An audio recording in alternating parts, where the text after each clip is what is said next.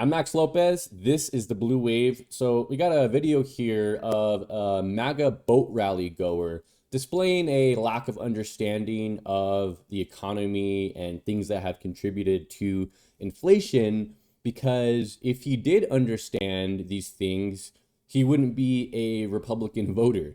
So let's check out the video, and then I'll have some things to break down on the other side.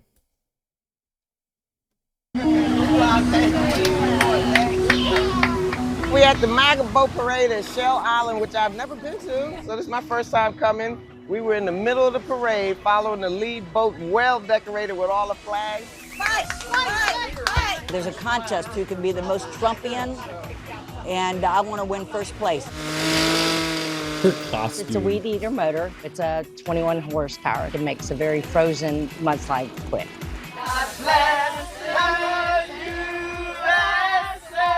Trump is pro-American. He loves America, for one. I love America. I serve this country. I love America. We're from the same place in Queens, New York, so that's my homie. I live in Latitude, Margaritaville.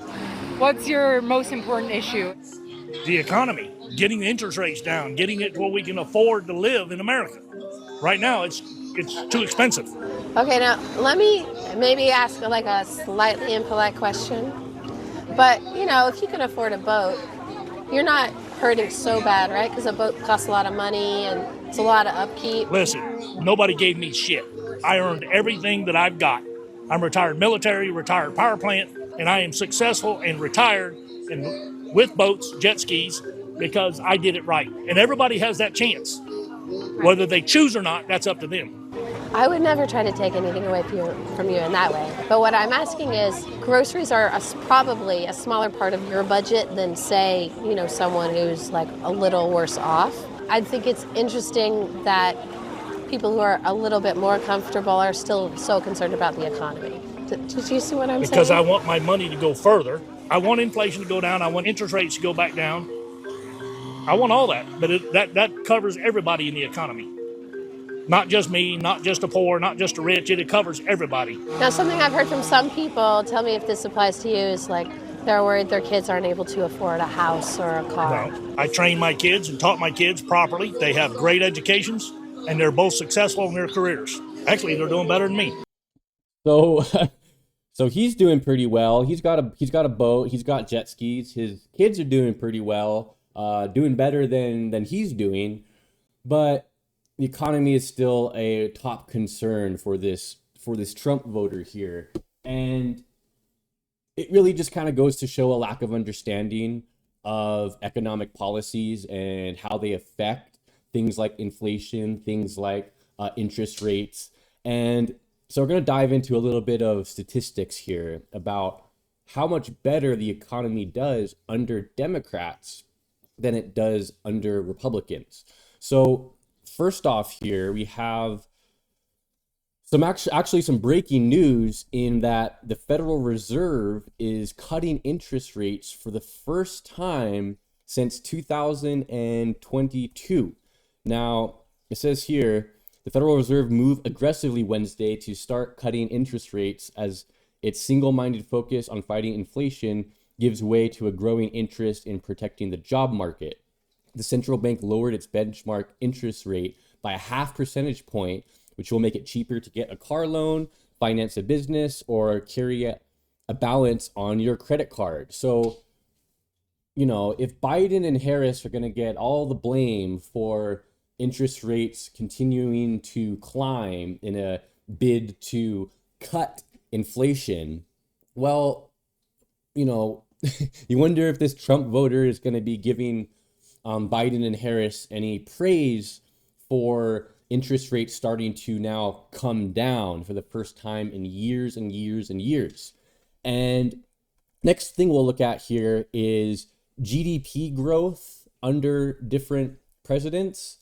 What this chart here shows is that factoring in the Great Recession, the total percentage that the GDP has grown under Democrats versus Republican administrations shows that, in fact, the GDP has grown 36.5% under Democratic administrations and has only grown 11.2% under Republicans. Now, if you take out the Great Depression because it's an outlier to the data set as it says here, Democrats still grew the GDP on average of 3.6%, while the Republicans only grew the GDP by 2.8%. Moving on over here, job creation. Job creation under different presidents.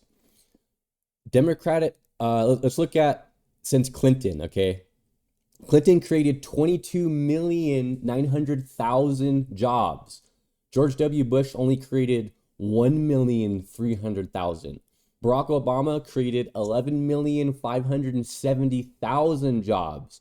Donald Trump lost 2,700,000 jobs. Joe Biden has grown jobs by 14,800,092 jobs. And lastly here, we're going to look at world events that contribute to inflation, right? This is from the federalreserve.gov, and they have this geopolitical risk index. Very interesting. It says the index is constructed merging the historical GPR index from 1970 through 1984 with the latest GPR index from 1985. So this kind of calculates in major world events and how they affect the economy. Let's look here at the Gulf War, right? It goes up to a 400 on this chart. And then September 11th, over 500 geopolitical risk index. Paris terrorist attacks. And then last but not least, we have the Russian invasion of Ukraine, which greatly grew inflation. Now, you know, that being one of the major contributing factors to inflation, Russia deciding to invade Ukraine in a unprecedented brazen assault on that country's sovereignty.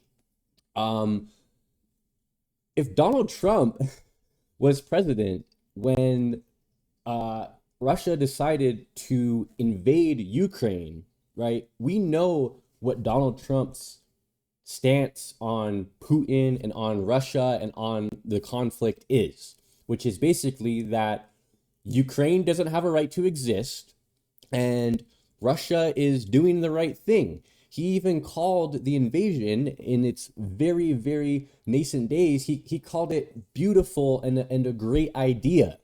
So we know how much Ukraine contributes to the world food market, specifically grain, right? They are the number one producer of grain in the whole world, and they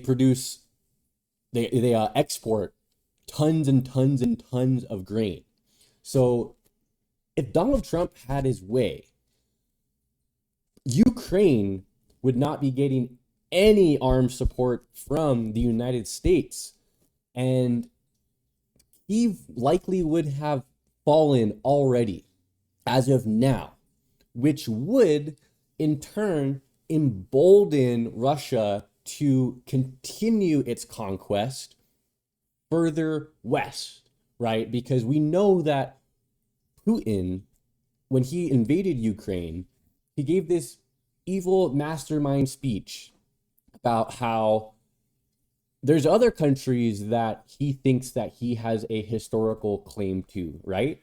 Poland, for instance, they would be next on the chopping block of Russia's pillaging across Europe.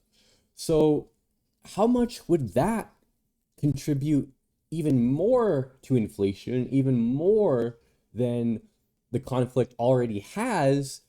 It would be disastrous for the world economy, for Europe at large to be having to deal with a embolden Russia, who's not getting any pushback from the United States, right? Which is the number one, arms support and basically the backbone of NATO, right? Is the United States military.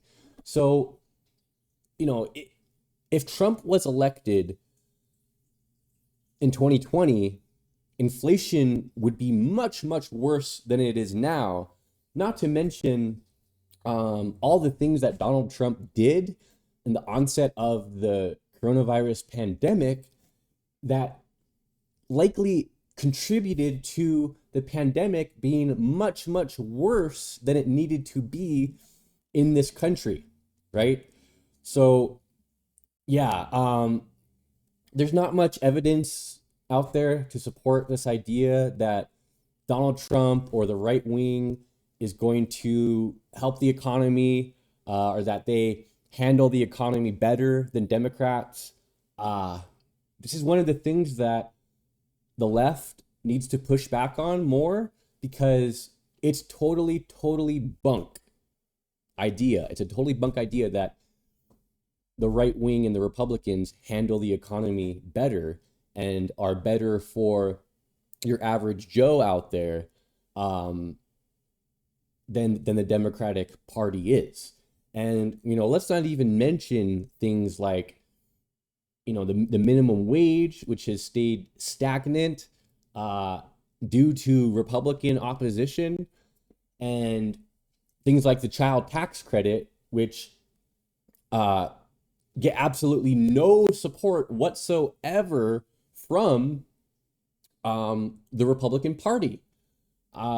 So yeah, this MAGA boat rally goer here displaying a little bit of ignorance on some different topics as it relates to the economy. And it's a very apt question, I think, to ask somebody who is evidently very affluent and doing pretty well for themselves, given that they have a boat. Are you really that concerned about the economy, or is it just a talking point to regain power in this country? And once you're in power, not do anything at all about making the economy stronger and work better for more people in this country. That's all I got for you guys in this one. Thank you so much for watching. Please be sure to like the video, subscribe to the channel, share with someone who's into politics. It helps YouTube take my channel more seriously and spread the word to more and more people. Again, thank you so much for watching, and I'll catch you guys in the next video. All right, take care.